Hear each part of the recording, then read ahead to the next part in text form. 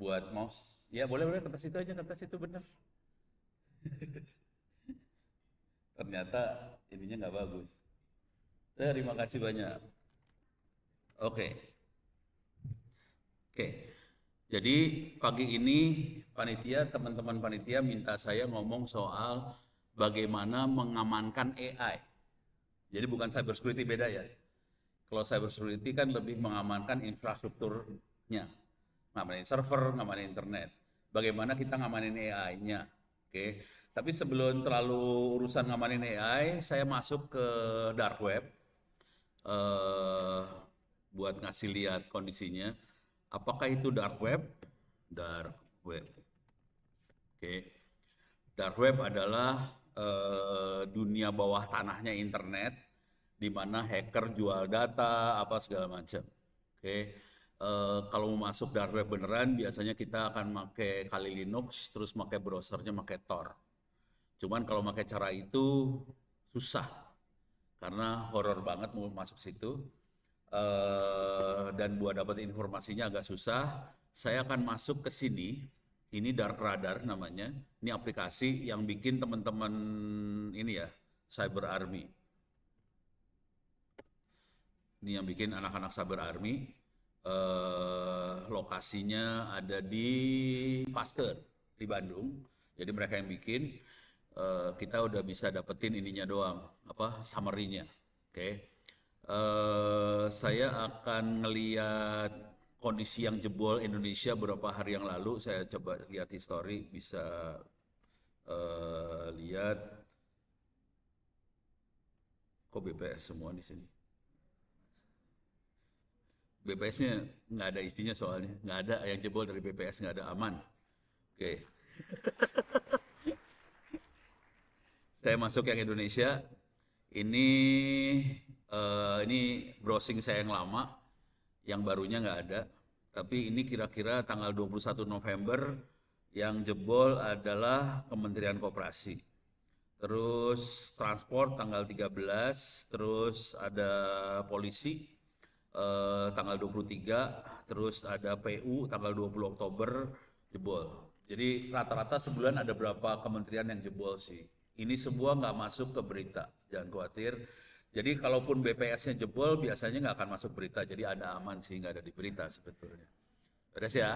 Itu kondisi BPS jebol. Nggak ada yang jebol. Tapi Indonesianya jebol. Ini data-data ini jebol. Beres ya? Oke.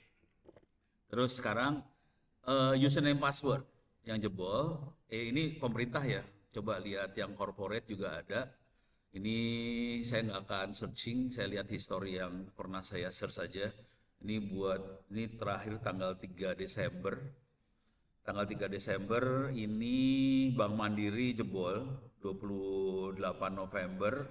Terus ada Victoria Care Indonesia tanggal 18 November, RSUD Cilacap, terus ada yang ini keren banget, ini ada judi online, Apik Bet 88 tanggal 12 November jebol, terus ini ada Deli Husada ACID tanggal 7 November jebol. Jadi ini yang di luar pemerintah jebol semua juga, jangan khawatir. Kalau mau yang rada gelo, masuk ke ransomware. Kita lihat, ini saya nggak akan searching, saya ambil lihat history aja ya. eh ini bpkh.go.id, ini Public Finance Tax and Monetary Policy tanggal 29 November jebol. Kemudian ada Bayu Buana Travel tanggal 15 November jebol. Ini pelakunya yang ransomware geng ini. Kalau tahu cerita ransomware, yang paling fatal kemarin waktu pusat data nasional sementara jebol. 5 orang masuk penjara sih sekarang, lagi ada di penjara nih 5. Oke.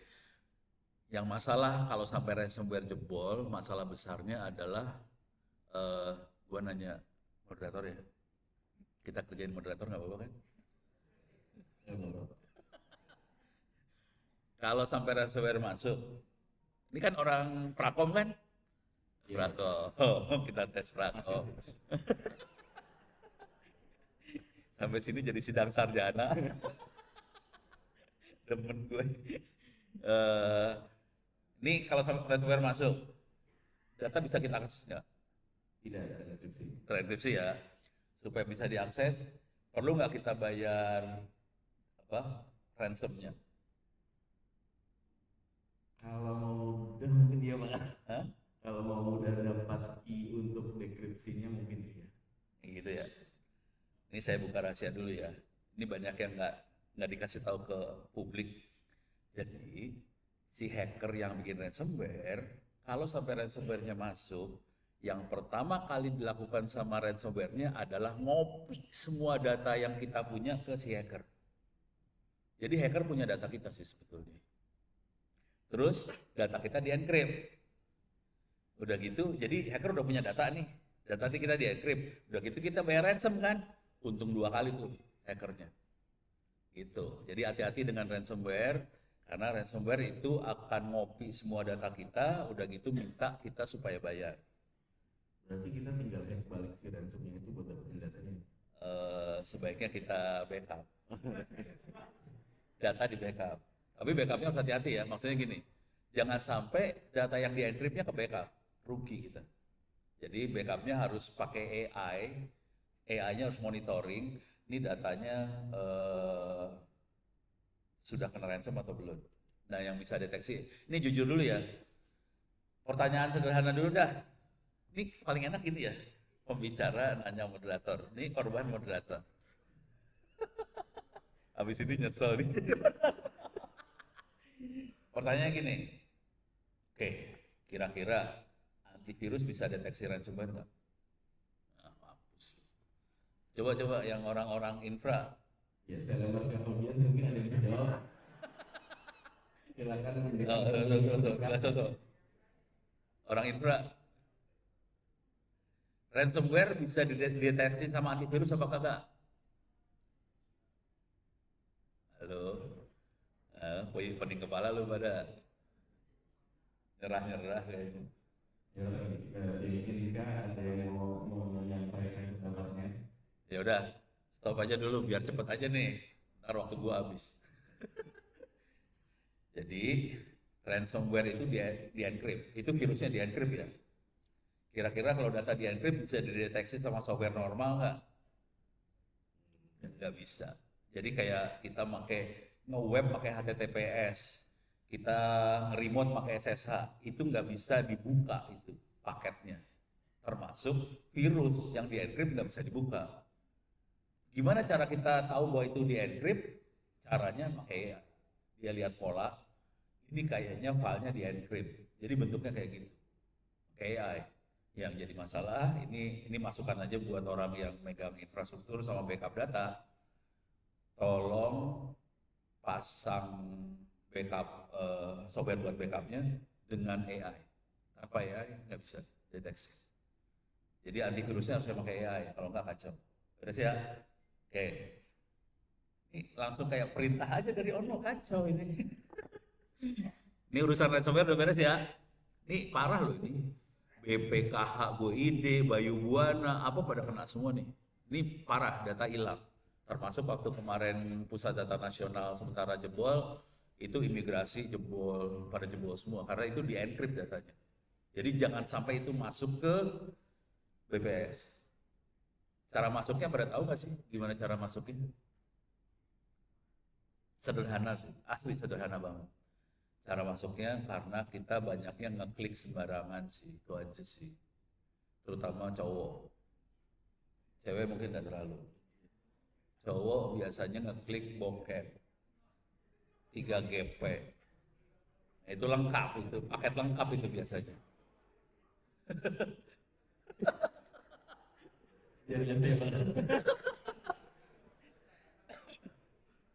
Beres ya? Jadi gini cara berpikirnya. Situs brengsek akan numpangin aplikasi brengsek di belakangnya. Jadi kalau mau tetap nonton 3GP segala macam, jangan pernah pakai Windows, pakainya Linux, aman. Saya pakainya Linux, jadi saya boleh masuk ke situs seperti itu ya. Oke. Hah? Oke, ini company bridge, government, kita lihat yang terakhir urusannya Stealer Lock. Stealer Lock ini adalah username password yang jebol dari domain BP. Ini kebetulan domain ini tadi pagi barusan dicek. Yang banyak kena adalah sensus.bps.go.id. Ini web API bps.go.id, mitra BPS, sensus, banyak sensus sih. Sensus. Ini user, ini dari user luar kayaknya ya. Soalnya ini pakai Gmail apa kayak gitu-gitu dah. Bukan user internal. Kayaknya sih, karena ditutup semua ya. Tapi ini teman-teman di Cyber Army bisa lihat sih. Kenapa lu pada stres? Bisa lihat lah. Tapi kebanyakan sensus lah sama mitra, yang lain mah aman lah, relatif aman gitu. Sebenarnya nanti bisa kelihatan sih dari komputer name-nya ini, nanti kelihatan itu komputernya rata-rata Windows yang kena. Jadi sebetulnya tidak terlalu baik pakai Microsoft sih sebetulnya. Gitu. Ini terlalu frontal kalau ngomong kayak gini ya. Oke, beres ya, tutup ya. Oke. Kenapa sih pada senyum-senyum? Ini saya tutup, Dark Web saya tutup, Cyber Army saya tutup. Oke. Materi hari ini bisa dilihat di sini. Sorry salah. Sini. Silakan difoto. Oke. Ini yang 3 URL di atas, terutama yang paling atas isinya buku. Di bawahnya yang kedua itu URL-nya isinya kuliah Big Data, Data Science segala macam. Terus yang URL ketiga itu penerbit kami di kampus ITTS. Oke.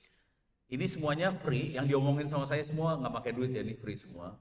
Nanti kalau mau kontak ada email saya ono.indo.id, ada ITTS ACD, ada Twitter. Oke. Saya kasih lihat yang ini aja ya. Ya, saya kasih lihat dikit-dikit lah masing-masing. Ini yang teman-teman lihat di depan ini adalah yang opencourse.itts.ac.id. Oke. Di sini kita bisa masuk my course, saya gedein aja ya. Biar enak lihatnya. Oke. Ini kuliah AI lagi dibikin sama teman-teman Ubuntu.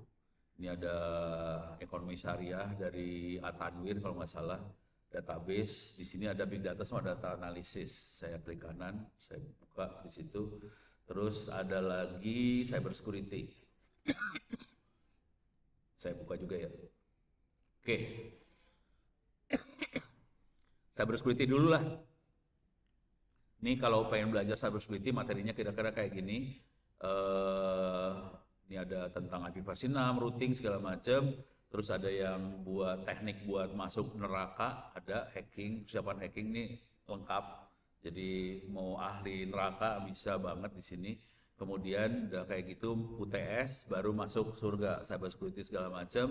Dan terakhirnya adalah forensik, terus audit sama safety. Oke, sekarang saya pengen bikin pertanyaan buat moderator. Nanti kalau ada pertanyaan gimana? Moderator, kalau ada pertanyaan gimana? Ada di link grup Di grup udah dimasukin. Oke. Jadi di grup Anda sudah dimasukin link, kalau mau nanya silakan, saya diinterupsi waktu ngomong, silakan ditanya. Nah, sekarang saya kasih gambaran aja permasalahan paling besar di Republik Anda. Bukan buat gue, lu. Yang ASN kan lupa ada, gue bukan. Oke. Ini free ya, ini kuliah free semua. Boleh ngerjain ujiannya berkali-kali, boleh copy paste ke Google, boleh nanya ke ChatGPT, terserah. Diambil nilai tertinggi. Oke, sekarang saya kasih lihat. Pesertanya lumayan banyak hari ini. Oke, yang pesertanya ini cyber security ya, ada 39.300. Banyak ya, karena free. Pertanyaannya, kira-kira dari 39.300 berapa yang bisa dapat? Ini kalau nilainya bagus dapat sertifikat free. Bisa nebak moderator 39.300 yang bakal dapat sertifikat nilai 90 ke atas berapa? 300, lagi optimis 300. Oke, kita lihat ya. Ini jadi masalah sih sebetulnya. Oke, saya ke bawah. Oke, ini sertifikat. Oke. Sertifikat bagi mereka yang nilainya di atas 90, 40% UAS, 30% UTS, 30% rata-rata kuis. Kita lihat yang dapat sertifikat hanya 69. Ini masalah. Oke. Dan pola ini hampir sama. Saya kemarin di Mabes TNI juga sama. 120 orang yang bisa tembus cuma 2 orang. Gitu. Jadi jangan khawatir. Pasti jebolnya Republik Anda karena sebagian besar bakal jeblok. Udah gitu, ini ngomong belak-belakan boleh ya? Silakan ya. Jadi nanti dosanya ditanggung sama moderator. Jadi masalah paling besar, ini kalau kita jadi pimpinan di sebuah lembaga, biasanya cara berpikirnya ada 3 hal. People, proses, teknologi. Pimpinan gampang sekali urusan teknologi karena dia pegang anggaran, dia akan beli peralatan yang dibutuhkan. Teknologi soft. Proses itu masalah peraturan, SOP segala macam, biasanya dokumennya ada. Cuman 2 makhluk ini nggak akan bisa jalan kalau nggak ada people-nya. Nah kondisinya hampir satu republik ini bisa pengadaan firewall, bisa pengadaan peralatan buat cyber security, tapi pas orangnya kagak ada, yang lulus cuma segini. Makanya nggak jalan. Jadi kalau boleh saran, kalau BPS mau serius, investnya di manusia sih. Tapi ini seneng nih lihat orang kayak gini banyak. Gitu. Jadi nanti tim ini bisa ikut yang produksi ini gitu ya Pak ya. Iya. Kalau tim-tim, kalau mau iseng, ini free ya, semua orang juga boleh ngambil. Sila. Ini kalau mau BPS ada di kelasnya nggak sih? Ada e-learningnya. Ada. Silakan ini di copy. Bayarnya gimana? Bayarnya gampang. Habis sholat lu doain supaya amal ibadahnya diterima. Udah gitu aja. Dah, beres ya? Oke, sekarang kita ini masih cyber security. Sekarang urusan yang AI, kita lihat yang ini nih. Pesertanya sama. Oke, pesertanya sama. 39.000 orang pesertanya. Kita lihat. Gua nanya dulu, kira-kira yang bakal ngerti AI berapa orang? Mayoritas harusnya sudah setidaknya bersentuhan dengan Enggak, maksudnya yang lulus dari sini. Ini ada 39.000 yang terdaftar di sini ya. Yang kira-kira dapat bagus berapa orang? Tadi kan cuma 69. Sekarang yang ini berapa? 300. Oh, optimis banget nih. Ya oke lah. Kita lihat kondisi real Republik lu. Oke. Kita klik ya. Course completion certificate. Oke. 0.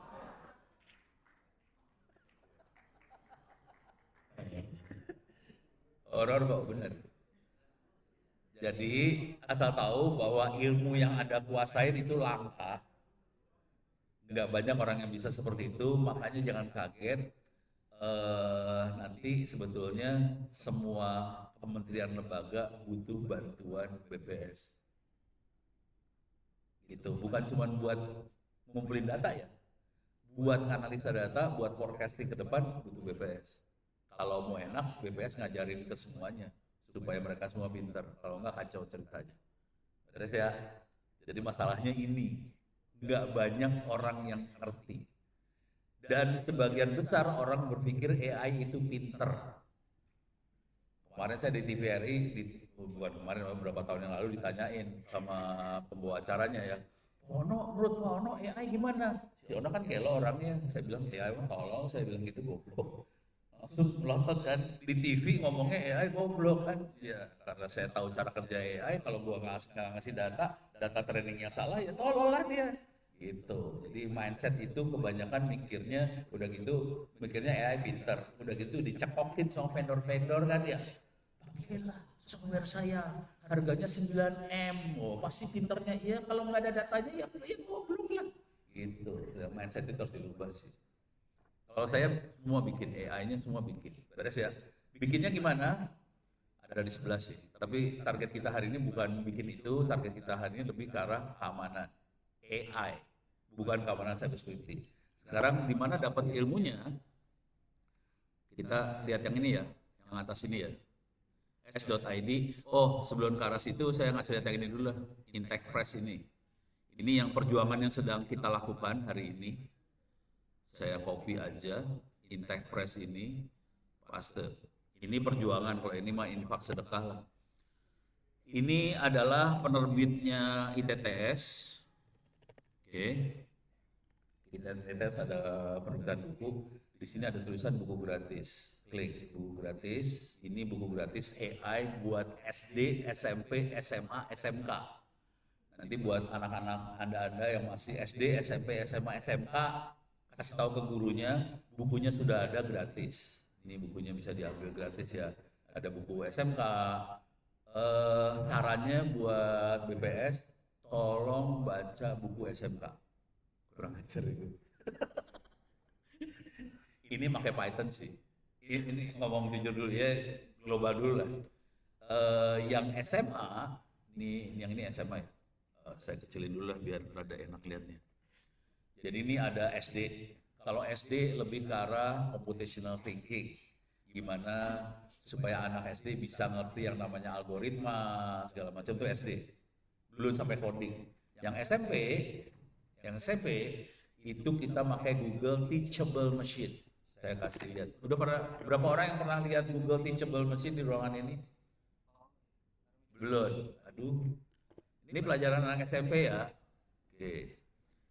Masuk ke Google, Google, iya lah. Oke.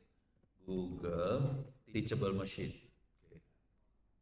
Kalau kita klik Google Teachable Machine, itu bisa pakai webcam. Oke, kita kasih training data pakai webcam. Udah gitu nanti kita bisa di sini ada ini Mi, udah gitu di sini ada Mi plus Do. Ini sekian persen Mi, sekian persen Do. Gitu ya. Jadi dia bisa klasifikasi. Tapi dia pakai webcam. Training datanya pakai webcam.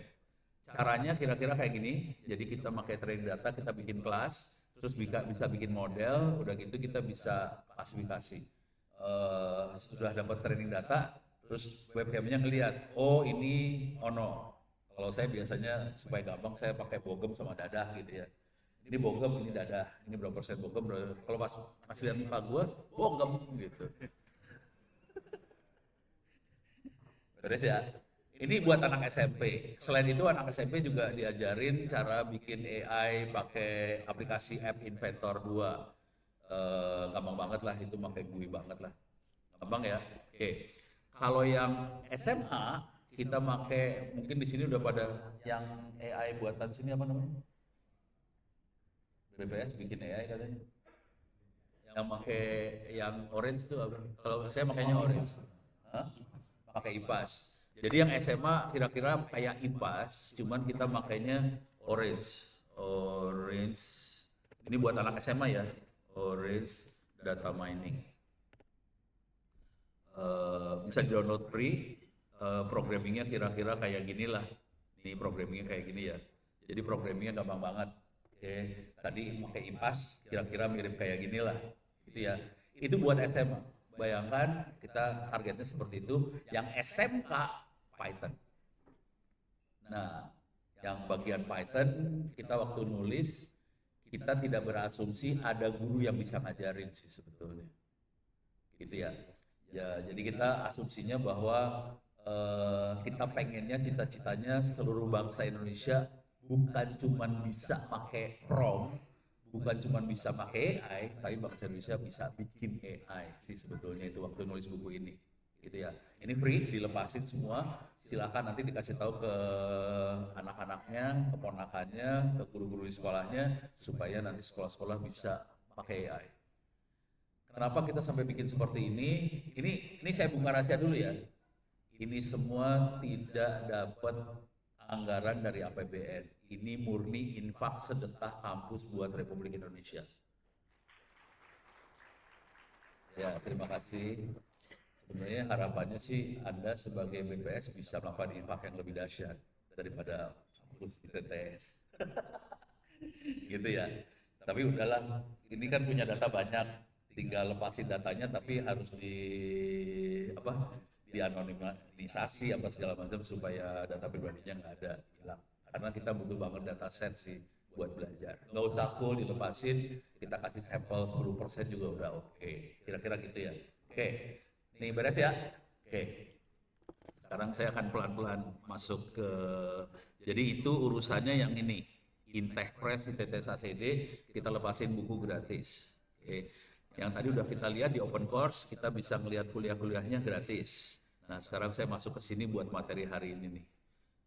S.id free OWP ebooks, saya akan masuk ke sini. Anda bisa paste di sini. Bentuknya Google Drive. Di sini ada buku AI SD, SMP, SMA yang tadi juga ada di sini. Ini buku AI-nya. Saya bisa klik nih buku AI. Tadi bisa kita lihat di sini juga. Saya akan coba masuk ke buku yang SMK lah. Saya klik sembarangan aja ya. Yang SMK saya klik sembarangan. Oke. Oke. Ini bisa di download. Ini buat ngasih gambaran bukunya seperti apa. Ini daftar isinya.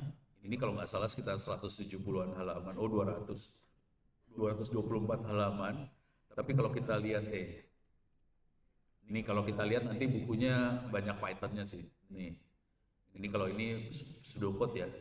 Nanti ada Python-nya, biasanya ada Python. Ini belum, Python-nya belum kelihatan nih. Jadi ularnya belum kelihatan.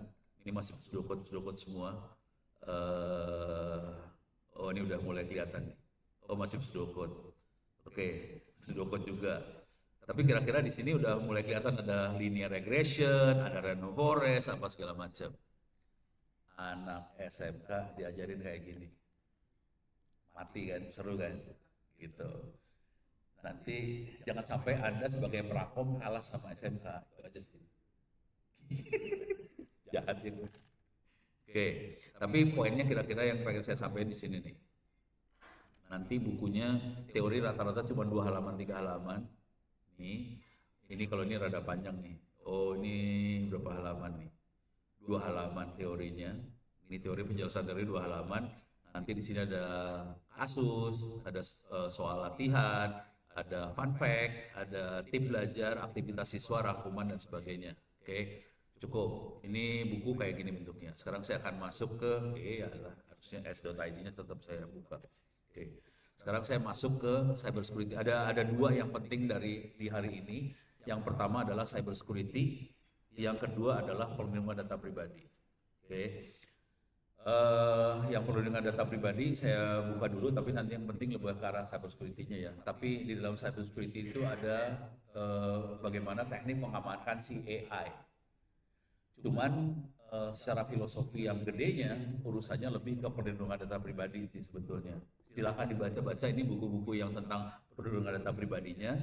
Nah, di sini mungkin buku yang paling akan berpengaruh adalah mengaudit data privacy. Ini bagaimana kita mengaudit data privacy supaya comply ke undang-undang PDP, supaya patuh ke undang-undang PDP. Ini teknik auditnya ya.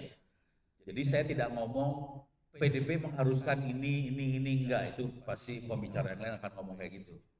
Kalau saya, bagaimana caranya kita mengaudit supaya sistem kita, supaya data kita comply ke undang-undang PDP. Kalau nggak comply, ya mungkin kalau BPS nggak kena peraturan yang itunya ya. Kalau kita sebagai orang swasta, urusannya 2,5% dari revenue. Kena dendanya 2,5% revenue. Kalau mau nggak selamat, kalau kondisinya tidak selamat, usaha kita bisa dibekukan. Kalau kita tidak memberikan laporan ke user dalam waktu 3 kali 24 jam, kena denda 50 miliar. Jadi banyak urusannya yang ini. Nah, BPS mungkin nggak sampai selevel swasta karena di undang-undangnya tulisannya korporasi, bukan badan. Jadi badan selamat. Alhamdulillah. Gue bacanya kesel sih si Alan. Jalan lu, yang kena swasta, pemerintah kagak. Jadi kalau baca undang-undang benernya, nggak ditulis badan atau lembaga pemerintah, nggak ada tulisannya, yang ada korporasi. Jadi kalau swasta kena banget. Ya kalau kita mau fair ya tolong diselamatin juga supaya data Anda selamat. Nah, Ini saya akan turun ke bawah, saya akan ngasih daftar isi aja ya. Oke, ini yang penting-penting, kalau ini mah nggak usah lah ya. Tren, insiden segala macam nggak usah. Ini ada kerangka undang-undang buat praktisi, bisa dibaca-baca, tapi mulai metodologi, audit, sama skema penilaian. Bagaimana kita menilai masalah discovery, klasifikasi, protect, detect, response, report, segala macam. Nah, kemudian teknisnya dikasih checklist per tahap audit, discovery checklistnya apa aja. Oke. Nanti kriteria evaluasinya kayak gimana, bobot rekomendasi, pemetaan, segala macam. Ini masih di level audit, ini belum proteksi benernya. Oke, saya akan ngasih lihat proteksi benernya di buku yang lain. Jadi buku ini lebih kalau auditor kan lebih kayak apa ya? Kayak akuntan. Akuntan isinya checklist. Jadi ini lebih ke arah checklist. Checklist apa aja yang harus kita lihat supaya data kita aman. Oke. Tapi prosesnya panjang loh, hati-hati. Prosesnya panjang ya. Ini di sini ada discovery, klasifikasi, protect, detect, respond, report. Ini kayak gitu semua sih, kira-kira. Oke, nanti dibaca aja lah. Oke, nanti outputnya harus ada laporan skor resiko vendor, temuan. Ini vendor artinya ini ya. Ini adalah kalau vendor tuh ada eh, apa? Rantai pihak ketiga apa sih? Rantai pemasok. Kayak tadi kan jebol password itu pihak ketiga dan itu harus diaudit sih sebetulnya. Jadi jangan sampai supply chain, third party supply chain jebol karena sebagian besar jebolnya dari pihak ketiga tadi. Nah tadi kalau kita lihat di dark web, Sensus, Sensus BPS, Mitra BPS jebol, banyak yang jebol tuh user-user. Jadi itu yang masalah besar. Ini kalau udah kena yang ini, nilainya jeblok banget nih. Risk score-nya jeblok banget di sini. Oke. Ini saya cuma ngasih lihat daftar isi aja ya. Soalnya kalau lihat benerannya sekitar berapa nih? 100 halaman. Oke. Di sini ada ini kebanyakan scoring sih. Nggak ada tekniknya. Oke. Oke, ini cuma scoring rata-rata scoring doang. Oh, tekniknya sedikit pakai radar yang tadi ya. Yang data dari tadi tekniknya. Oke, saya stop dulu. Saya akan pindah topik satu lagi. Saya akan masuk ke urusan ngamanin benernya, ngamanin data benerannya. Kalau ini lebih auditornya, si audit harus ngerjain apa, gitu ya. Kalau mau gampang, nggak mau pakai otak, ada tekniknya sebetulnya, tapi kita bayar. Cyber rank. Kok Cyber Army lagi salah. Salah. Bukan Cyber Army. Salah. Oke, masuk sini. Websitenya adalah Cyber. Ini jadi iklan nih gue. Harusnya pada dibayarin sama orang-orang itu. Cyberrank.ai. Ini cyberrank.ai itu kalau cuman pengen ngecek username password yang jebol free, tapi kalau pengen ngecek domain sama subdomain-domainnya pakai duit. Kemarin bayarnya berapa ya?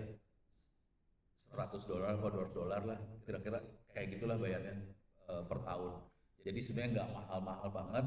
Kita bayar $100 sudah bisa evaluasi satu domain. Cuman yang perlu dicatat di sini adalah Cyberrank, dia akan ngasih ranking. Ini sebetulnya targetnya bukan ke BPS, targetnya lebih ke perbankan, dunia keuangan. Kalau di perbankan kan urusannya urusan kredit ya.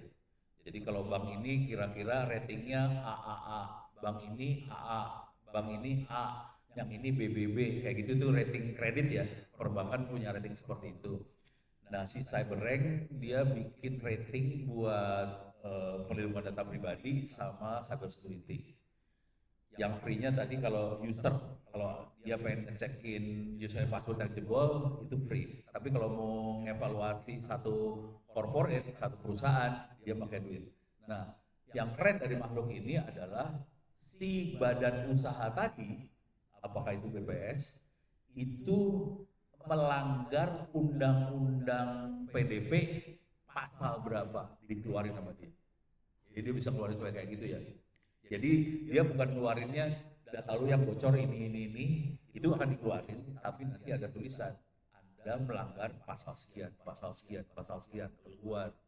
Ini satu-satunya di seluruh dunia, ini hari ini ya, ini masih satu-satunya seluruh dunia website yang bisa ngeluarin sampai pasal. Yang lain nggak keluar. Yang lain cuma keluar data lu bocor di sini, data lu bocor di sini. Dan dia dua hal yang dia lihat, perlindungan data pribadi dia lihat, satu lagi cyber security dia lihat. Jadi cybernya kayak gitu bentuknya, bisa dua sekaligus dia. Oke, ini jujur dulu, kita ITTS kena dapat C dari dia. Biasa, kampus kan orangnya gelo-gelo semua ya. Bayangin aja, tadi kita yang open course ITTS HCD kan free, gratis. Ya usernya bocor semua lah. Orang user pakai Windows ya bocor semua, makanya di CyberRank nilainya C. Gue udah ketawa aja, ya kita ya C lah, orang kita free apa-apa. Gitu. Itu ya beres ya. Jadi kira-kira kayak gini CyberRank.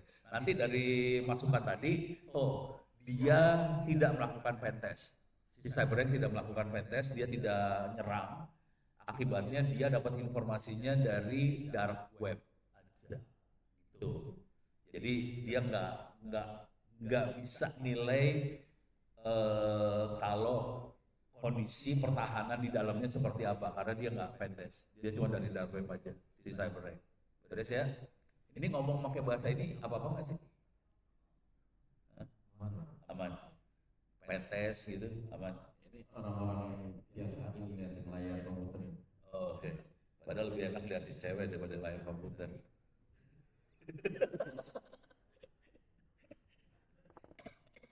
Oke, sekarang saya akan masuk ke bukunya. Nah, ini saya akan coba agak detail dikit ya. Oke, mana tadi teh?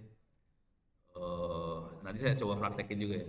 Nah, kalau bisa download, masuk ke yang s.id/free-owp ebooks, masuk ke dalam, kalau enggak saya kasih lihat dikit lah. Oh, ini yang tadi. Oke. Ini perlindungan data pribadi udah, saya klik di sini. Di sini ada cyber security sama cyber war. Oke. Saya akan ngasih lihat menjaga AI supaya tetap terkendali. Oke. Cuma di sini juga ada AI dalam cyber security, ada lagi buku yang lain. Ini beda makhluk ya. Jadi kalau AI tetap terkendali adalah bagaimana kita mengamankan si AI. Ini yang dibutuhin sama BPS. Gimana ngamanin AI-nya? Kalau AI dalam cyber security kebalik. Gimana caranya kita pakai cyber security gimana caranya kita pakai AI untuk cyber security? Ini beda banget, beda makhluk sekali. Saya kasih cerita dulu. Ini bentuknya jadi kayak cerita ya. Saya agak nggak bisa demoin yang ini. Yang AI dalam cyber security kira-kira gini. Ini jujur nih.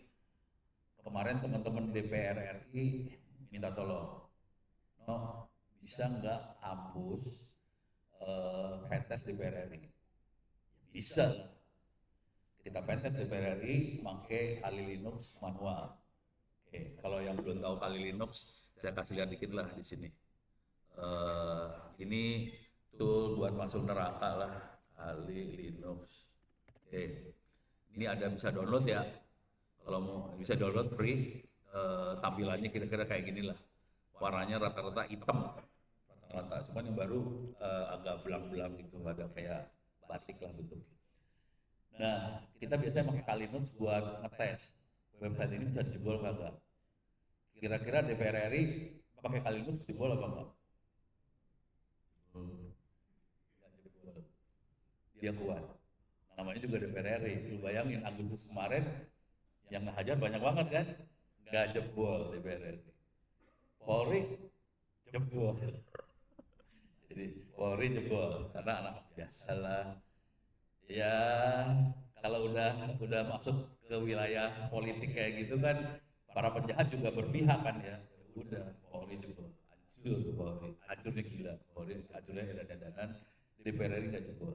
Jadi waktu kita pentest pakai Kali Linux, DPR RI tidak jebol. Udah gitu biasa. Anak-anak kan penjahat semua isinya, dihapus, banyak ahli neraka. Itu PTS toolnya diambil source code-nya, misalnya Nmap kita ambil source code-nya sebagian supaya kita nggak full melakukan Nmap kayak Nmap yang normal, ambil source code-nya dimasukin AI. Jadi parameternya dibikin pakai AI, pakai generatif AI ya, pakai LLM, dihajar jebol ordernya jam. Kalau pakai Kalilus biasa nggak jebol, pasti hajar AI jebol. Kalau salah satu yang jago di kita namanya Dimas Arno, ini dosennya bukan mahasiswa. Tapi mahasiswanya Arno juga ada error kadang-kadang. Banyak yang errornya lah. Di kampus semua isinya orang error. Ya kebetulan saya nggak error ya, masih ada normal kan. Nah, perbandingannya kira-kira 7:1. Kalau tidak pakai AI, butuh waktu 7 hari buat ngejebolin kalau tanpa AI. Yang normal 7 harian, kalau pakai AI 1 hari jebol. Kira-kira gitu perbandingannya. Jadi AI benar-benar kita pakai. Untuk pertahanan juga kita pakai AI. Oke.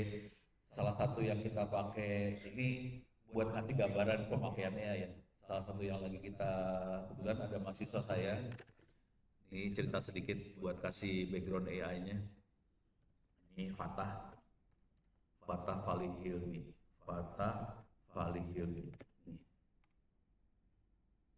Nih. Tutup. Oke, enter lagi. Oke. Ini mahasiswanya Ono ya. Bukan yang ini. Kalau ini Noras namanya. Ini Fatah. Ini jago juga sih si Noras. Noras itu masih hari ini semester 5. Noras tuh. Tapi waktu dia semester 3, ini S1 ya bukan S2 atau S3, S1. Noras sekarang kondisi dia semester 5, waktu dia semester 3, dia ngajuin penelitian ke Australia dapat 30.000 US dollar. Noras, kelakuan. Si Fatah ini kacau juga nih, makhluk satu kacau. Dia bikin 5G sendiri dan operasional di Tangerang Selatan, di pemerintah kota Tangerang Selatan. Ini nggak apa-apa ya ngomong kayak gini ya, dan kita melanggar hukum karena tidak pakai izin dari Kompliji. Biasa. Beres ya? Nggak apa-apa, gue rekor tuh.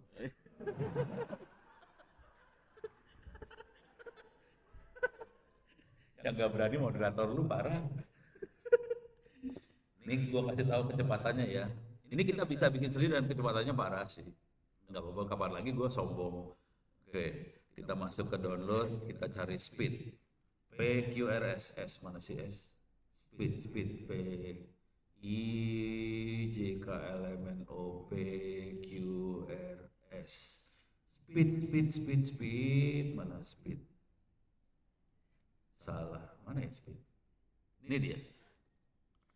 Ini kecepatannya saudara-saudara, bikin sendiri. Sorry ya, maaf.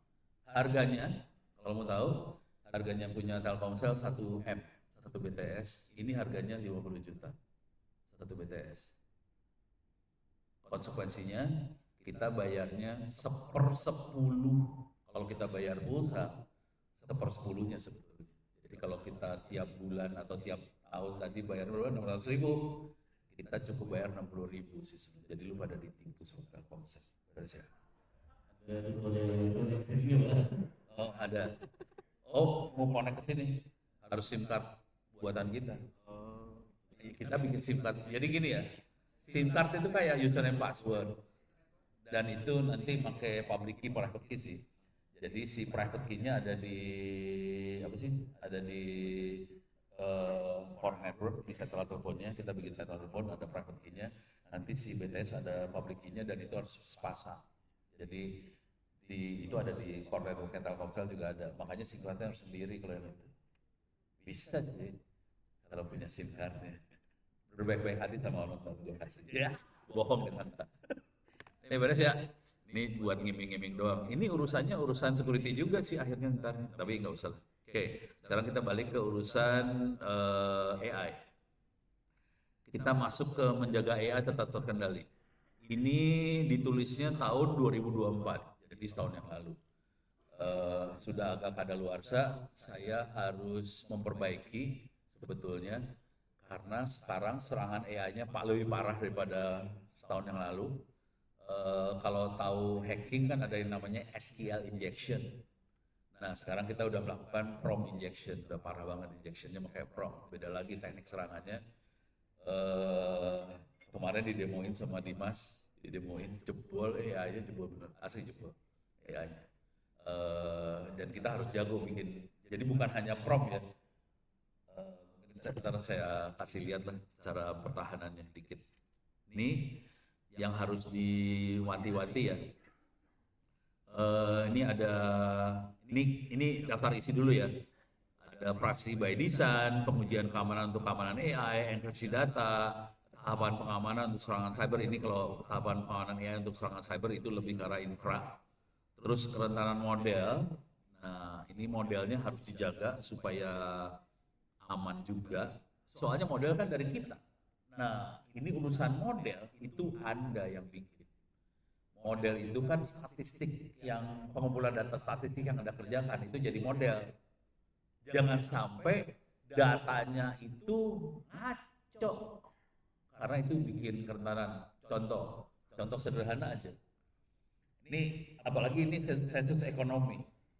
Semua orang pengen ngakunya orang miskin. Karena supaya bisa dapat bansos. Jadi waktu pengumpulan data, dia akan berusaha jadi orang miskin semua. Supaya bansosnya dapat. Nah, itu namanya kerentanan model tuh urusannya. Gimana caranya lu atur supaya nggak ada yang nipu.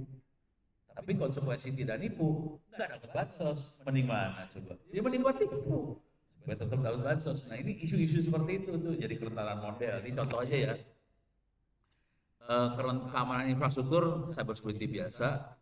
Terus pengumpulan data yang tidak transparan. Kalau yang tidak transparan tuh biasanya ginilah. Ini mungkin kemungkinan besar ini tidak terjadi di BPS. Ini yang terjadinya di perbankan misalnya. Jadi mereka minta pelanggan masukin nama, alamat, nomor telepon, KTP segala macam, udah gitu dijual datanya. Nah itu masalah tuh. Jadi dikumpulin tapi tidak transparan bahwa data ini nanti akan dijual dan sebagainya. Gitu. Kalau di sini lebih gampang proteksinya sebetulnya. Oke. Terus pelacakan data. Pelacakan data tuh maksudnya gini. Ngomongnya gampang sih, prakteknya susah. Ini pelacakan data tuh maksudnya gini. Kalau sampai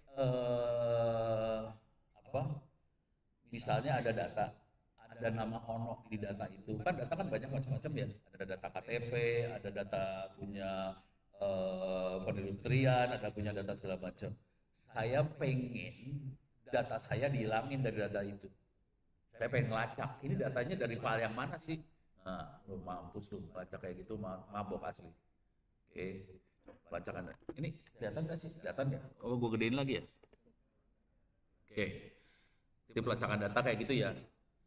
Yang satu lagi, bias data. Nah, ini kisah beneran yang Ono alamin langsung.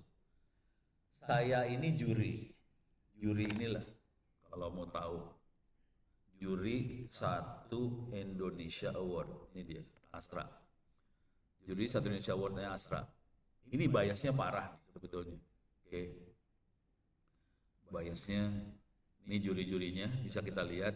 Ini ada Budia, ada Ono, ada Billy, ada Pak Fasli, ada Bu Nila, ada Bu Puni, ada yang bikin salah fokus, ada Asu, salah fokus lagi kedua.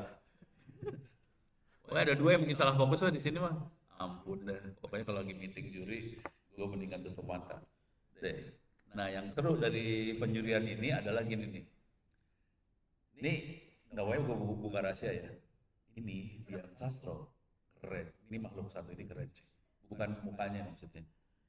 Cara dia ngasih nilai parah. Dia ngasih nilainya diskret loh dia. Jelek bagus. Udah. Lu nggak ada tengah-tengah dia satu bukan tipe orang ngasih tengah-tengah. Jelek bagus.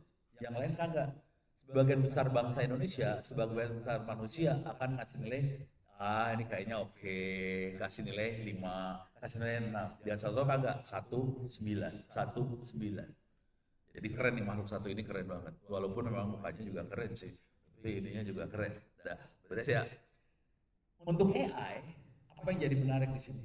Lu bayangin, kalau saya make data yang dikasih sama juri-juri yang lain, mau dikasih data apa keluarnya 6, 7, 6, 7, 5, 6, 7 doang. Karena semua juri ngasih nilainya aman. 7, 6, 7, 6, 7, 6. Dikasih AI apa aja yang keluarnya 6, 7. Makanya saya kalau pakai AI, saya akan pakai nilainya Dian Sastro. Dia jelek, bagus.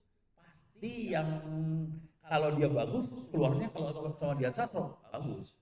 Dia jelek, jelek. Nah, itu bias. Jadi Dian Sastro, kalau yang lain dia akan bikin supaya nilai oke. Termasuk Ono. Ono termasuk juri yang oke. Setelah saya mainin AI-nya, baru kelihatan. Kenapa saya main kayak gini? Karena lu bayangin nih, satu Indonesia Award, bentar. Ini semua umur berapa? 40, 30? Hah? 17? Serius? Kepala 2? Kepala 2? Berapa orang yang udah kepala 4? Masih dikit ya? Oke. Sebagian besar dari Anda bisa dapat satu Indonesia Award. Karena satu Indonesia Award umur maksimumnya 35. Oke. Tapi yang dilihat adalah Anda itu harus inspiratif buat anak-anak muda yang lain. Jadi ini satu Indonesia Award buat anak muda. Itu yang kemarin berapa orang yang pada dapat juara hackathonnya PPATK? Ya, umur baru berapa? Hah? 24. Jadi bisa masuk kayak ginian. Tapi tolong kalau bisa ikutan hackathon yang banyak. Jadi udah gitu ada orang-orang BPS yang masih muda, udah kawin berapa kali? Belum ya? Nah, itu bisa jadi contoh soalnya. Kita butuh banget anak-anak itu contoh anak muda yang berinspiratif. Ini bayangin ada tiap tahun 20.000 nominasi. Jurinya ngasih nilai bentuknya angka. Oh, ini dapatnya 6, ini dapatnya 7, kecuali Dian Sastro 1,9 angkanya, gitu ya. Ini bayangin ada 20.000 dimasukin. Dan udah waktu itu, sekarang sampai hari ini sih udah 16 tahun ya. Kita penjurian ini udah 16 tahun. Waktu tahun ke-12, saya mulai iseng. Gue bikin AI lah buat ini, bukan AI sih waktu itu, machine learning sih. Jadi data dimasukin, kita ngecek nih. Nah yang jadi masalah, datanya, walaupun dipegang sama satu institusi namanya Pusat Data Analisis Tempo, satu institusi dong, formatnya tiap 2 tahun berubah. Karena orang yang pegangnya berubah. Terus ono mau analisa, minta dong sama PDAT itu, minta dong datanya yang 10 tahun ke belakang. 6 bulan mereka harus ngompil itu data supaya jadi formatnya sama. 6 bulan. Udah gitu yang saya kerjakan, ngoding, pakai Orange, 30 menit selesai dong. Terus di run, 15 menit jadi. Gondok tuh pada. Ini akan terjadi pada Anda semua, jangan khawatir. Penderitaan ini bukan derita Ono, ini derita lu karena data lu lebih gede daripada Ono kan. Seluruh bangsa Indonesia kan, 200 juta lu, mampus. Udah gitu datanya harus sama kan. Lu belum harus ngajarin mitra-mitra yang masukin data ya. Jangan khawatir, istri saya itu di rumah adalah PKK. Dan dia komandannya Dasawisma PKK di kelurahannya kita. Dasawisma itu data entry, lu bayangin. Tiap ini PKK yang data entry, mindsetnya, cara berpikirnya pas ngelihat data entry beda-beda tiap orang. Jadi masukin datanya lain-lain. Waktu 1/2 jam lagi. Oke, ada pertanyaan nggak? Ya ini gua terusin ya. Ini beres. Jadi masalahnya karena datanya beda jadi bermasalah. Ini masalah bias. Oke. Jadi bias jadi masalah ini ya, security. karena nanti outputnya jadi ngaco, kira-kira kayak gitu. Oke, kita akan masuk lagi. Oke, gue masuk ke sini ya. Ini bias. Regulasi yang berkembang itu regulasi, nanti misalnya regulasi yang bikin gara-gara nanti adalah nomenklaturnya berubah-ubah. Udah gitu nomenklatur berubah-ubah, udah gitu kolom-kolom datanya berubah-ubah. Kalau udah kolom data berubah, lu nyatuin data, nggak usah jauh-jauh lah. Data-data dari kabinetnya Pak Jokowi sama Pak Prabowo, lu satuin itu datanya mampus. Itu UMKM, yang satu namanya koperasi UMKM, yang satu dua departemen ya. Koperasi sendiri, UMKM sendiri, satu itu data, pingsan dah. Belum waktu itu menterinya ngomongnya gini ke saya, no, bisa nggak ngupdate data? Dia pengennya otomatis. Tapi selama ini si UMKM, koperasi UMKM kan proyek, yang ngerjain kan BPS kan, dia pengen otomatis. Nah, lu ngomong kan sama BPS biar otomatis dah ngumpulin datanya. Jadi ada masalah tuh, masalah regulasi nanti karena di split punya masalah. Terus yang satu lagi adalah, yang lain lagi adalah hak akses data. Oke. Yang boleh akses siapa aja. Nanti yang jadi masalah di sini adalah, ini waktu saya nulis ini urusan perlindungan data pribadi nggak terlalu ya, masih belum terlalu kayak sekarang. Ini kalaupun diakses, gimana caranya supaya data pribadinya nggak terlalu kebuka. Terus akuntabilitasnya, ya biasalah akuntabilitas. Halusinasi kalau di LLM banyak, cuman kalau udah pernah main LLM, cara yang saya pakai supaya tidak halusinasi, datanya gue upload ke LLM. Dengan cara itu dia tidak halusinasi, karena referensi data yang kita upload. Cuman masalahnya, kalau kita upload datanya BPS ke ChatGPT, masalah. Data Republik taruh di online, kacau. Jadi kita harus bikin lokal di sini. Oke. Nah, yang jadi masalah adalah kalau bikin lokal, kita harus bikin si lokal ini supaya memproteksi, supaya nggak macam-macam. Ini contoh, saya masuk ke lokal saya aja ya, biar kebayang. Ini lokal, ada di sebelah makhluknya. 192, 168, 300. Ini makhluknya ada di sini, di sebelah sini. Oke. Nah, supaya dia tidak ngaco, saya belum masukin tapi saya biasanya di sini ada, ini di ChatGPT nggak ada ya. Ini yang di belakangnya lama, cuman di front endnya kita pakai Open Web UI. Oke. Nah, di sini ada ruang kerja. Di sini kita bisa bikin knowledge lokal. Ini file-file buat data-data kita bisa masukin di sini sih, knowledge lokal. Ini nggak ada di ChatGPT, di Grok, di Gemini, nggak ada semuanya. Yang ada di kayak ginian. Ini kalau sering baca-baca, ini namanya RAG sih, Retrieval Augmented Reality. Generation, sorry maaf. Oke, kita pakai RAG kayak gini dan kita bisa masukin knowledge ini. Kalau kita klik knowledge-nya, klik sembarangan, belum gue masukin file. Ini di yang hard disk yang satu. Kita bisa upload file, kita bisa masukin knowledge lokal kita ke situ. Jadi ini proteksi supaya si AI kita tidak halusinasi. Kita masukin semua data kita ke situ, terus waktu kita tanya, cara nanyanya gini. Cara nanyanya dikasih pagar di sini. Kasih pagar, terus kita ambil knowledge yang mana, security atau ekonomi. Terus baru kita kasih prompt. Jadi awalnya pagar dulu. Tapi itu harus diupload dulu semua data-data kita ke situ. Dengan pagar itu nanti kita bisa nge-prompt macam-macam. Beres ya? Jadi mainnya pagar. Nah, supaya promptnya supaya nggak terlalu ngaco juga, kita sebagai admin bisa ngasih sistem prompt. Oke.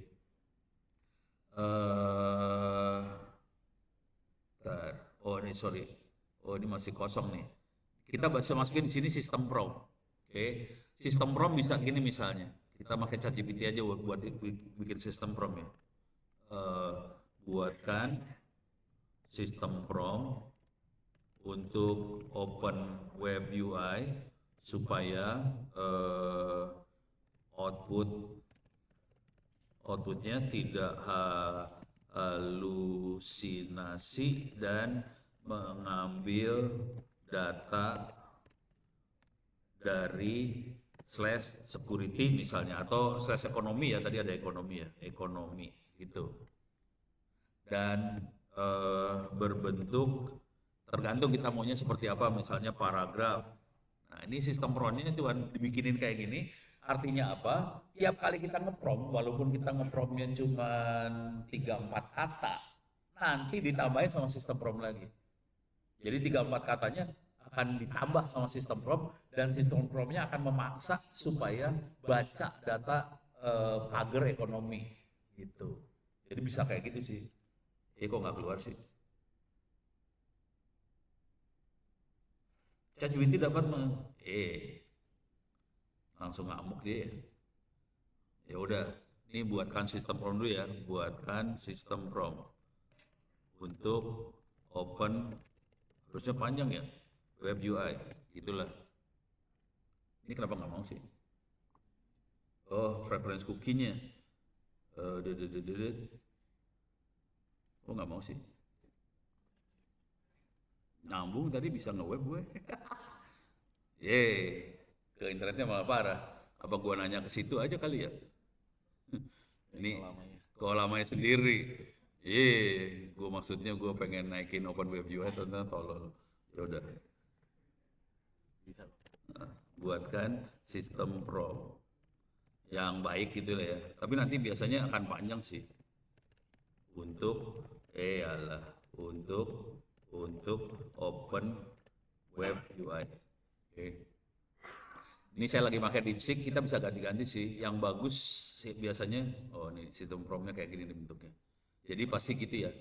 Ada 1 2 3 1 2 3 1 2 3. Ini di copy paste di sini. Di sebelah kanan ini, enter sistem prom. Nah, ini kayak gini sistem prom tuh. Nah, ini bisa dihack. Jangan khawatir, ini bisa dihack supaya kita nge-bypass sistem prom, kita nembak langsung ke dalam LLM-nya. Jadi ini adalah pertahanan di awal supaya kita nggak bisa nembus ke belakang lamanya. Biasanya pakai sistem prom kayak gini. Nah, ini biasanya saya copy paste aja. Mana sih tadi? Kalau nggak bikinin aja di ini ada salin nggak? Menyalin. Nih, tapi saya nggak akan paste di sini, nggak akan dipaste ya. Kalau dipaste entah sistem prom gue jadi kacau. Ini nggak ada sistem prom. Jadi kalau yang bagus harus ada sistem prom dan dia ada proteksi awal supaya hacker nggak bisa masuk. Karena kita biasanya pakai prom injection buat masuk ke situ. Pertahanannya pakai sistem prom kayak gini. Jadi prom lawan prom. Tapi user biasa, user biasanya ketipu dengan prom kayak gini. Cuman hacker karena tahu ada sistem prom, dia akan ngehajar sistem prom tadi di bypass. Pakai prom juga nge-bypass. Jadi prom lawan prom sih. Belum pernah ya? Di chatbot kami kemarin juga sempat menghadapi hal seperti itu, Pak. Gitu ya?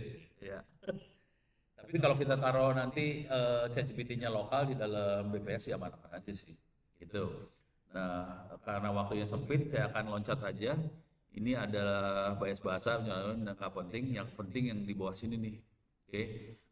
Di sini di bawah sini ada word embedding association test. Ini gimana cara kalau kita bikin rec, gimana kita ngetes si rec yang kita bikin bagus enggak. Ini ada word embedding association test, kita bisa tes sih sebetulnya. Ini adanya di lampiran. Terus di bawah-bawah sini ada buat ngetes bias segala macam. Saya akan turun ke bawah aja biar ngasih lihat intinya cuma ngasih lihat bahwa di dalam sini ada codingannya sih sebetulnya. Oke, saya ke bawahin. Iyalah, lambat banget ya, pakai internet soalnya. Ini dia. Oke. Iya, seru dah. Tapi kelihatan tadi. Oke. Ini ada codingannya dikasih pakai Python sih. Jadi ada codingannya dikasih bagaimana supaya semua data pribadi di pseudonym, ada anonymous, apa segala macam, dikasih tahu teknik-tekniknya. Oke. Masalahnya dengan kita melakukan pseudonym segala macam, nanti waktu kita search data kita punya masalah. Karena datanya udah nggak sama. Misalnya Ono dirubah, dibikin anonymous, di encrypt namanya, terus kita mau search Ono, nggak ketemu jadinya, lebih susah nyarinya. Tapi aman, kalau data lepas aman. Tapi datanya di searchingnya susah. Ada pertanyaan? Oh, dari tadi padahal ya? Iya. Sudah ada 7 pertanyaan. 7, oke, cepet-cepet deh. Mungkin langsung aja. Langsung aja. Ada satu pertanyaan pertama, apabila sumber daya terbatas, Ini mungkin maksudnya kayak Oke. aspek pengamanan AI mana yang sebaiknya diprioritaskan terlebih dahulu agar risiko terbesar dapat ditekan secara signifikan. Paling gampang cara berpikirnya gini, kalau semua terbatas, AI-nya jangan taruh di luar, taruh di dalam kantor, taruh di laptop di sini sebelah. Jangan dibuka keluar, udah itu aman. Jadi kita mengandalkan pertahanan yang dibikin sama orang IT, firewall yang ada di luarnya, supaya orang tidak masuk. Jadi pertahanannya kayak gini doang. Gampang ya? Ini saya jujur dulu, ini cuma pakai laptop gaming RTX 4060, memori 8 GB. Jadi kecil sih sebenarnya kategorinya. Jadi kalau pakai model cuma model, saya biasanya model 4B doang yang saya berani pakai. 7B saya agak-agak nggak berani. Tapi sederhana ya, pisahin, taruh di intranet. Dah. Oke, lanjut ke pertanyaan kedua. Apakah semua data dalam konteks orang harus dienkripsi di level data atau level DB, di level data atau DB? Kita cenderungnya di level data. Jadi misalnya gini, tabel kan banyak kolom-kolomnya tuh. Oke, kita enkriptnya di level datanya, bukan database yang kita enkrip. Soalnya kalau database di enkrip kita pusing. Kalau buat search segala macam pusing. Jadi kita enkriptnya di level datanya, di dalam entry database-nya kita enkrip. Nah, yang akan masalah nanti waktu searchingnya. Searchingnya kita susah. So, lu bayangin searching kan biasanya plain text, sementara ini encrypt gitu, agak nggak nyambung. Tapi ya, teman-teman udah mulai bisa sih. Jadi ada bentuknya udah hardware HSW, hardware security apa gitu lupa. Jadi bentuknya hardware, dia langsung punya public key, private key segala macam. Dia langsung ngomong sama database-nya. Jadi mereka udah mulai kayak gitu sekarang. Database-nya udah encrypt. Tapi levelnya data ya, bukan di database-nya di encrypt. Gitu. Jadi di sisi database masih plain. Database-nya sudah encrypt sih. Di field-field tertentu aja ya. Jadi nggak semua field di encrypt, cuma data pribadinya yang di encrypt. Data biasanya nggak di encrypt. Gitu. Jadi bisa tetap dapat insight kalau misalnya kita tempelin AI gitu dia juga masih ngerti gitu. Kita lepasin database ini ke KL atau apa masih nggak apa-apa. Tapi data pribadi udah aman. Gitu. Kebayang nggak sih? Mudah-mudahan kebayang ya. Ya, kayaknya kebayang.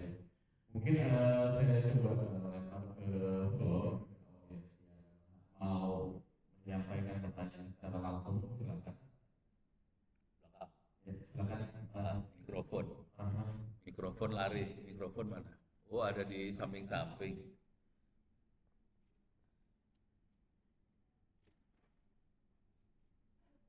Harus dinyalain. Makin mikrofon dulu ya. Oh, udah nyala.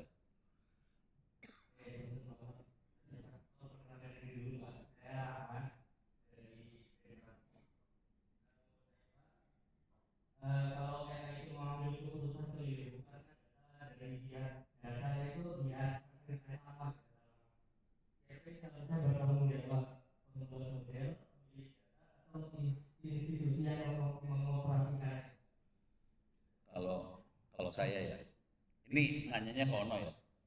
Kalau Ono sih saya enak jidat jawabnya. Saya akan nyalahin yang ngumpulin datanya. Jadi kita harus, waktu kita ngumpulin data, kita harus menjamin datanya tidak bias. Misalnya contoh bias gini ya. Kalau contoh bias tadi saya udah kasih contoh, misalnya Dian Sastro 19. Kita kita juri yang normal kasih data nilai 67. Yang saya lakukan jadi serba salah sih. Kalau data benar kemungkinan bisa bias sih kalau data benar. Kenapa bias? Soalnya secara statistik jumlah manusia banyaknya ada di Jawa. Sementara manusia yang lain ada di pulau, yang sedikit ada di pulau yang lain. Tadi sebagian besar manusianya ada di Jawa. Konsekuensinya data yang ada di BPS kemungkinan besar akan lebih kejawaan. Itu Itu biasanya ke arah situ. Jadi nanti kalau kita bikin kebijakan segala macam, kebijakan yang ada akan cenderung berpihak pada pola-pola orang Jawa, kebutuhan orang Jawa. Oke. Tadi saya cenderungnya nyalahin yang ngumpulin data. Cuman kalau supaya ngilangin bias, yang ngumpulin data kadang-kadang nggak bisa disalahin. Ini Ono lagi ngoreksi diri sendiri ya. Jadi kalau untuk supaya ngilangin bias, kalau mau gampang, tadi ada caranya buat ngetes bias di sini nih ada tuh tadi yang buat ngetes bias ya. Kita harus cek biasnya, kepaksa si yang bikin model kepaksa harus membuat supaya orang Jawanya ditekan, orang luar Jawanya dinaikin jumlah secara statistik dibikin sama supaya rata. Atau dibalik, kita buang aja orang Jawa sekalian, kita bikin kebijakan pembangunan untuk luar Jawa atau Indonesia Timur aja atau Kalimantan aja. Jadi kepaksa kita bentuknya lebih pakai zona-zona gitu, pakai wilayah. Soalnya kalau diratain seluruh Indonesia, pasti biasnya ke Jawa. Gitu sih. Ya, jadi kalau saya cenderung ya udah, kalau yang ngumpulin datanya bagus ya udah, yang salah tinggal yang bikin model, kepaksa harus nego sama atasan, bapak atasan. Kalau kita maksa untuk modelnya pakai datanya seluruh Indonesia, kemungkinan besar akan bias ke Jawa.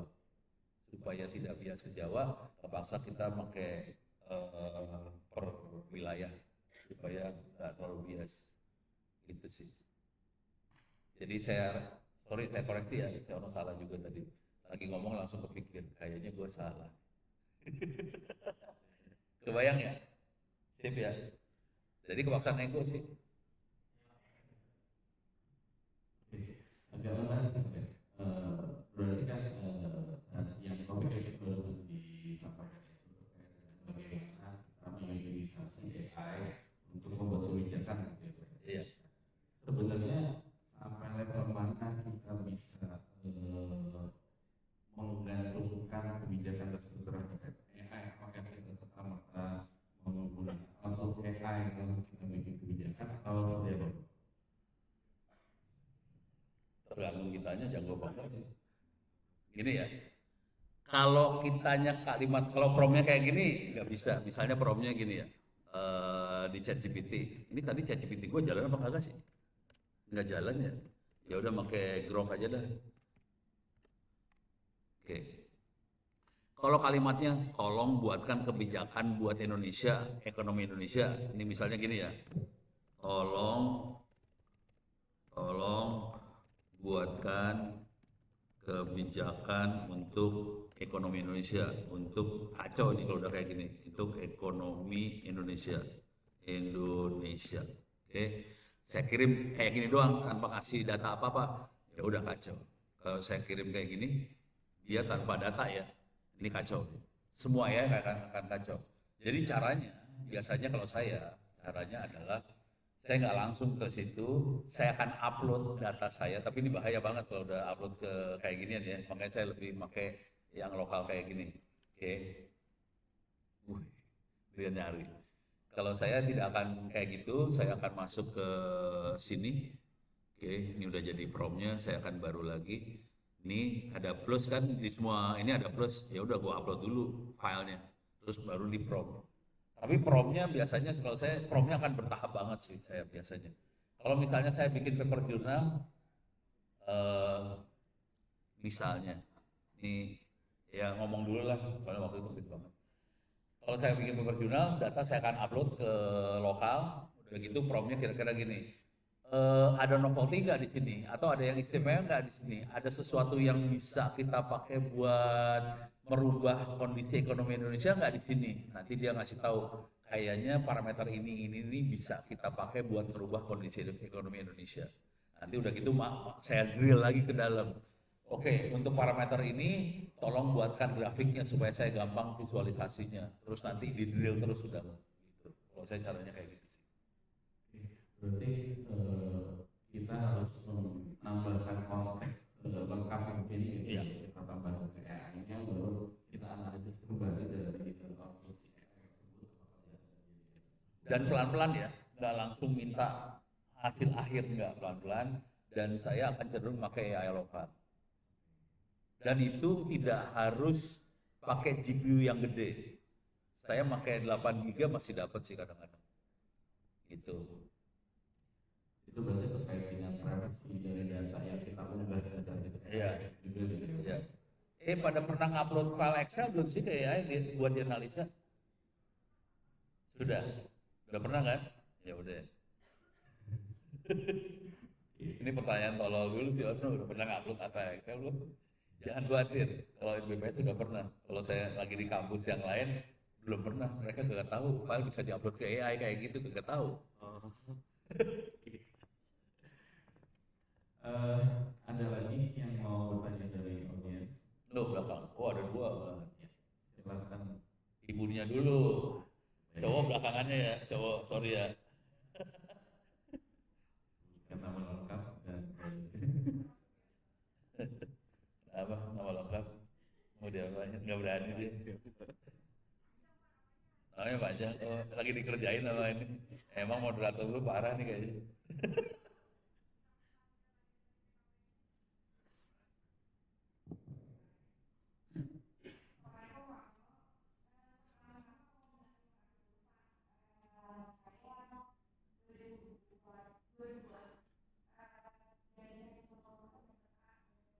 Alhamdulillah. Alhamdulillah. Ternyata gua bermanfaat ya. Amin.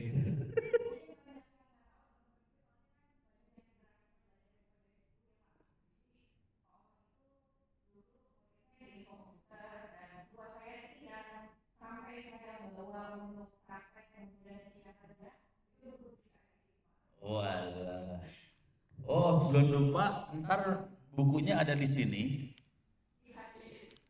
Nanti harddisknya saya kasih ke BPS. Nggak usah ditaruh di internet. Ya, soalnya ini dapatkan. Ini dapatnya dari torrent ya. Jangan ditaruh di internet. Silakan buat internal BPS sih nggak apa-apa. Termasuk buku itu ada dalam sini.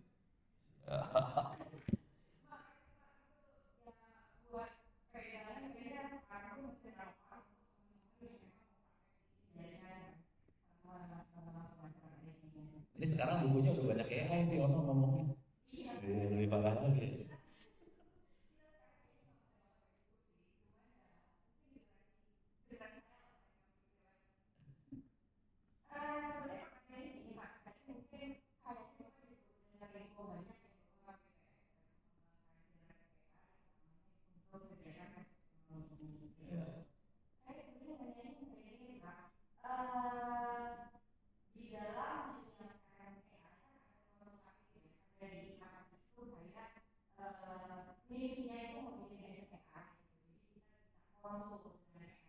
Oh, oke.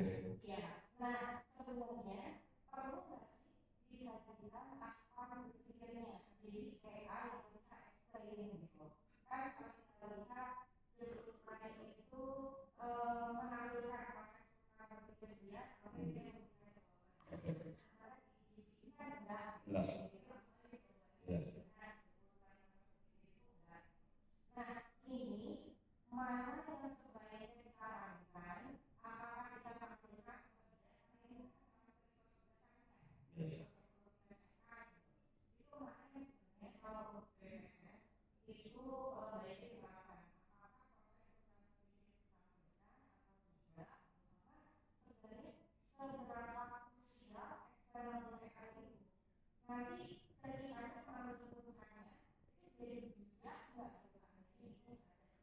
Oh, keren. Ini pertanyaannya berat ya di kategori ini. Kalau ini terima kasih Bu, ini pertanyaannya parah. Oke. Tapi kalau buat level badan seperti BPS, saya punya kecenderungan kalau bisa ditampilin langkah-langkahnya. Saya sendiri melakukannya secara manual. Jadi bukan AI yang nampilin, saya yang arahin AI, tolong kerjain ini. Kalau misalnya nulis buku ya, tolong bikin daftar isi dulu. Nanti udah gitu, oke, kerjain subbab dari bab 1 ini. Jadi langkah itu saya kerjain manual. Cuman butuh orang kayak Ono yang bisa nyuruh AI-nya ngerjain manual. Kalau kita kalau males seperti itu, kita pengen AI-nya ngerjain manual, AI-nya yang ngerjain, kepaksa mainnya di sini sih.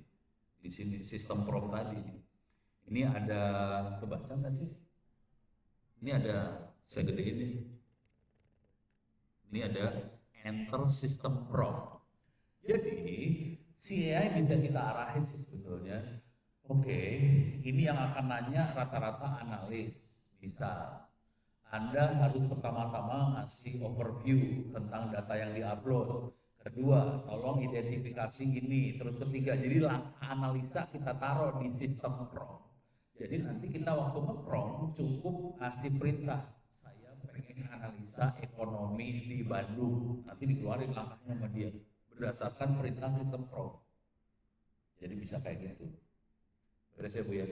Kalau saya cenderungnya harusnya bisa keluar langkah-langkahnya. Selama ini Ono ngerjainnya, Ono yang ngerjain langkah tadi. Berat sih. Tapi kalau udah biasa, akhirnya Ono ngumpulin prompt. Di sini ada prompt. Saya udah punya prompt-promptnya karena udah sering ngerjain ya. Jadi saran saya sih gini langkahnya. Tolong pada ngerjain manual dulu. Jadi ngerasain untuk dapetin satu hasil, sebaiknya langkahnya apa segala macam. Udah gitu dikumpulin nih sama admin AI-nya, misalnya ada admin AI kan ngumpulin semua, udah gitu mulai dibikin sistem prompt-nya supaya langkahnya hasil mengumpulkan pengetahuan atau pengalaman yang kita dapat, bikin sistem prompt-nya seperti apa. Jadi ada yang namanya sistem prompt sih. Itu ya Bu ya. Mudah-mudahan. Tapi ini PR banget nih. Yang udah ada belum sih orang bakal megang AI ininya? Jadi admin AI. Ini, oh ini makhluknya. Kasihan banget deh hidupnya. Ya, sangat memperhatikan gitu ya. Kita juga harus menularkan kegiatan apa yang dilakukan oleh manusia dan sehingga setidaknya itu bisa berpikir seperti layaknya manusia, cuma sekarang jadi lebih mudah gitu ya. Itu dihandle oleh CGI. Tapi proses itu kita harus ngerjain. Jadi gini, kalau mau ngerjain apapun, kalau bisa kerjain manual dulu supaya kita tahu langkahnya prompt apa yang dipakai. Nah itu dikumpulin, terus di-compile, terus jadi sistem prompt. Tolong keluarin ini dulu, keluarin habis ini, keluarin ini gitu. Promptnya bertahap, tapi dimasukin dalam sistem prompt. Ya mungkin tadi ada alasan dari Bapak ketika terlalu panjang itu kebutuhan infranya itu juga akan meningkat sebenarnya. Iya. Emang mabok. Kan itu derita lu. Itu. Oke. Iya. Mungkin kembali ke pertanyaan. Tadi ada yang ini udah Ibu ya. Tadi penjelasan ada satu lagi.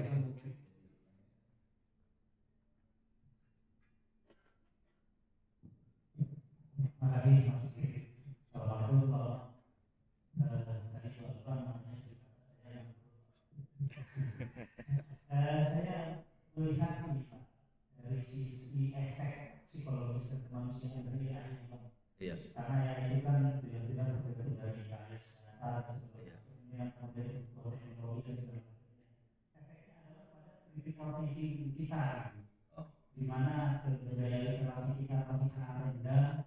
Kemudian kita adalah prompt yang kadang-kadang tidak betul-betul juga kemudian ini efeknya ke anak-anak saya tidak punya pikiran kritis ketika dia tidak berada di depan device handphone atau laptop atau apa, kemudian kita berikan pertanyaan kritis, jawabannya ngaku ya, bahkan hal-hal yang sederhana pun seperti kehilangan pikiran kritisnya. Nah efek-efek seperti ini pasti akan muncul. Jadi ketika suatu saat terjadi tanda kutip bencana teknologi, nah kita sepertinya tidak bisa apa-apa. Nah, apakah ini sudah terpikirkan gitu ya? Oke lah, kami setuju AI sebagai tools, tapi tools ini menjadi ketergantungan kita dan sebuah penyelesaian pekerjaan. Sementara kita juga dituntut untuk berpikir kritis, mencari inovasi dan segala macamnya. Nah, apakah pikiran yang besar seperti ini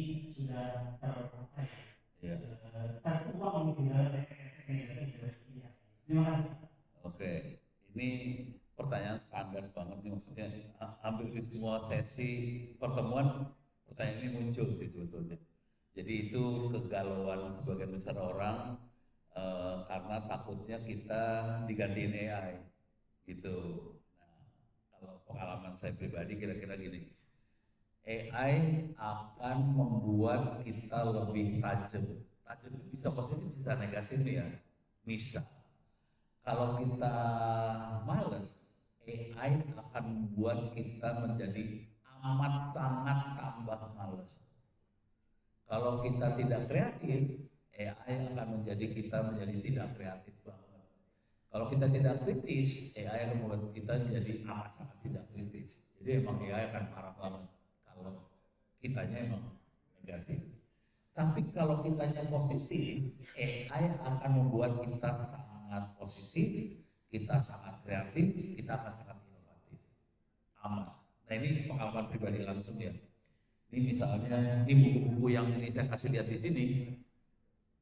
Ini buku ini. Tadi kalau dilihat kan misalnya yang ini ya. Ini buku, ini tentang cyber warfare segala macam. Ini buku sekitar berapa halaman? 100 halaman kalau nggak salah.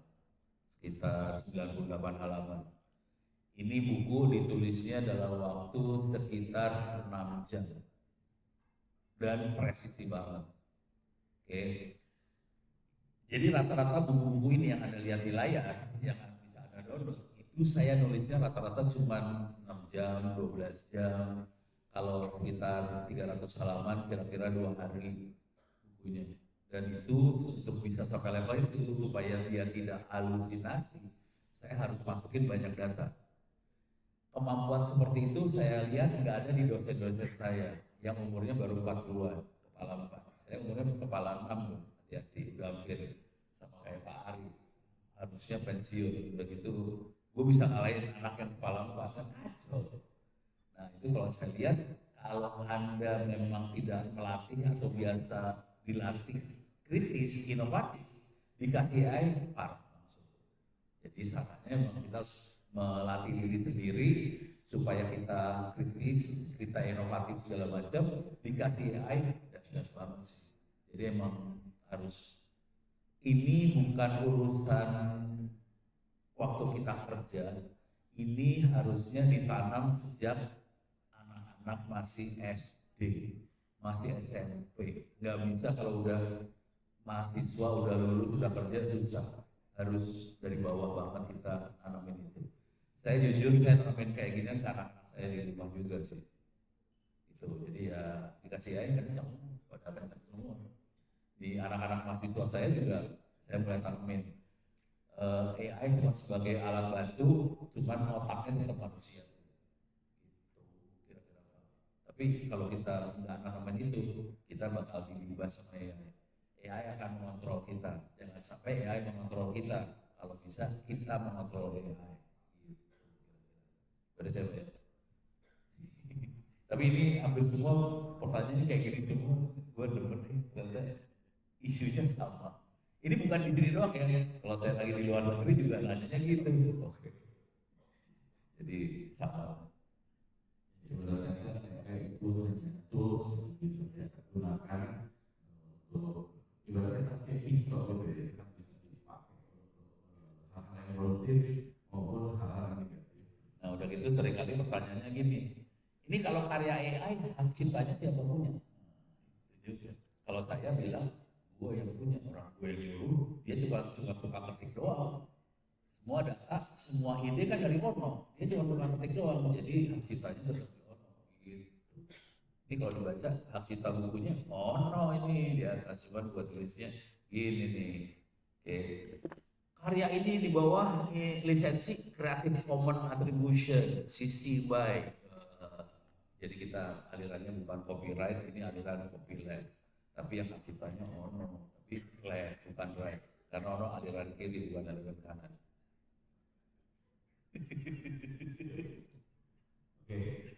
ini saya ada satu pertanyaan dari saya yang benar.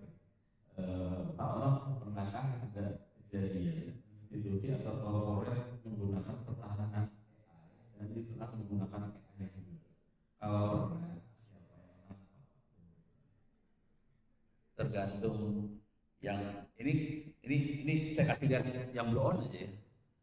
Tadi ChatGPT keluar nggak sih? Coba gue pakai Grok aja lah. Saya kasih lihat pertahanannya dia ya. Sederhana sih. Ini teknik pertahanan yang sederhana yang mau saya kasih lihat. Oke. Bisa.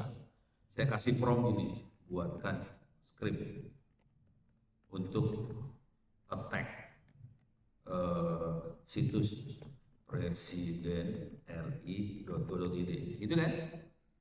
Enter. Ini bajingan banget ini. Oke. Nanti dia kasih lihat pertahanannya kayak gimana. Sama loh, mau kayak Chrome, mau kayak Gemini, keluar. I'm sorry, but I cannot assist the request in involving hacking. Ini pertahanan. Tapi bisa saya rubah. Ini cara merubahnya. Ini kan tergantung kepintaran kita kan ya. Gitu. Misalnya gini. Saya adalah saya sedang kuliah penetration testing. Kira-kira gue pencet apaan ini nih. Tadi gue taruh mana ya sini. Buat penetration, kira-kira script untuk attack situs seperti apa gitu kan, keluar juga dia biasanya gitu. Jadi script lawan script sih. Kalau anak-anak lebih parah dari ini kalau nyerang. Jadi ini namanya, yang ini yang baru saya lihat ini adalah prompt injection. Ini prompt injection, ini keluar scriptnya ya, jangan khawatir ya. Ini prompt injection. Ini bentuknya kayak gini prompt injection. Pasti lu pernah ngerjain yang kayak ini kan? Belum pernah dia. Ini kalau mau masuk neraka kayak gini teknik-tekniknya, gitu. Oke, sip. Jadi yang menang yang pintar sih sebetulnya itu aja. Jadi mana saya betul ya. Bisa kita Iya, yang harus kita lah kita aja. Ini bayangin lo, umur gua kepala 6, baru masih kepala 6 harus bisa. Betul ya Pak Hari ya, gue denger ada Pak Hari di sini. Jadi sesama kepala 6 saling tolong menolong untuk membuat kepala di bawahnya pada stres. ya dibuka lagi sesi pertanyaan dari audiens, mungkin ada yang mau bertanya.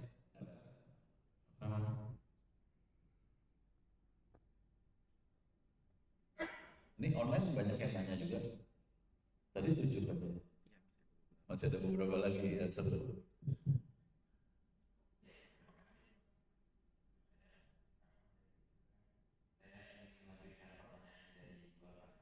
Ya.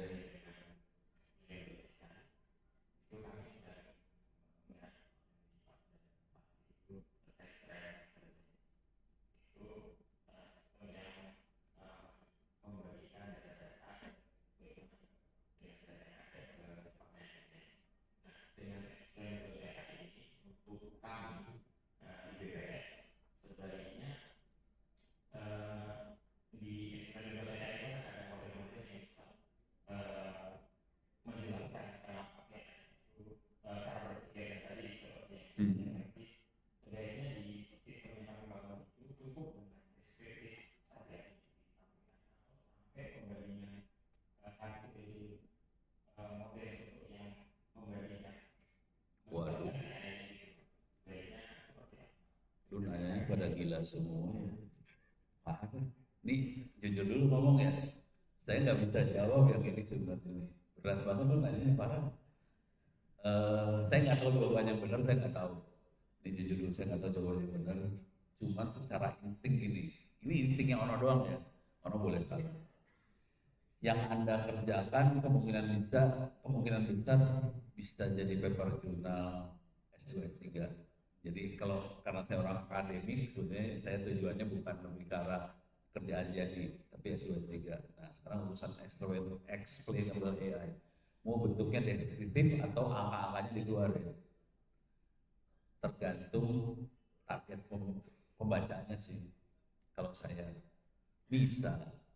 Kalau yang baca nanti menteri atau presiden, saya akan cenderung deskriptif banget. Oke, dan selain deskriptif, saya akan sangat kritikal, sangat strategis banget. Jadi nanti promnya ada kata-kata outputnya harus sangat kritikal, harus sangat strategis. Fokus pada hal-hal yang punya perubahan besar aja, karena yang baca presiden sama menteri. Tapi kalau yang baca nanti pelaksana di lapangan, mereka kemungkinan akan butuh angka-angkanya juga supaya dia punya feeling. Oh oke, ini kira-kira kalau kita pakai cara ini kita bisa menaikkan berapa persen. Nah, feeling-feeling itu kalau buat bos saya presiden menteri mungkin itu nggak terlalu dibutuhin ya. Dia pengen tahunya supaya bangsa Indonesia maju. Tapi kalau yang agak di bawahnya kan butuh yang kayak gitu. Tapi itu promnya sih akhirnya dimainin di promnya sih. Kira-kira kayak gitu. Tapi orang boleh salah ya, bisa salah di sini. Orang belum pernah nyoba. Bentar gue pengen tanya dulu. Itu yang kepikiran buat nyambung-nyambungin AI-nya pakai apa? Ini kan AI LLM-nya doang. Buat nyambungin ke data lu segala macam pakai apa? Kalau semua pakai LLM doang. Ya kalau misalnya mungkin izin mau menjawab bersama. Kita juga sudah punya semacam knowledge base juga di belakang udah ada dulu TP. Oh udah ada, udah enak dong. Oh metodologinya udah ada. Itu teks atau Excel file? Oh semuanya ada udah di vectorin semua. Ya udah enak lah. Ya udah main di prom lah kalau saya sih mau masalah deskriptif atau enggak atau teks apa ini saya udah jadi saya nggak jawab atau enggak sih nggak jawab ya tapi saya minta maaf karena gue sebenarnya pengen kerja sama lu pada sih maksudnya ngerjain anak buah anak mahasiswa di kampus ya. Kalau diizinkan mahasiswa saya boleh magang dikerjain aja disiksa aja sama anda buat bikin AI buat magangnya dia ya soalnya kita butuh supaya mahasiswa kita pinter-pinter juga sih ini tawaran ini nego Ono lagi nego supaya anak mahasiswanya disiksa Bisa dilihat nanti.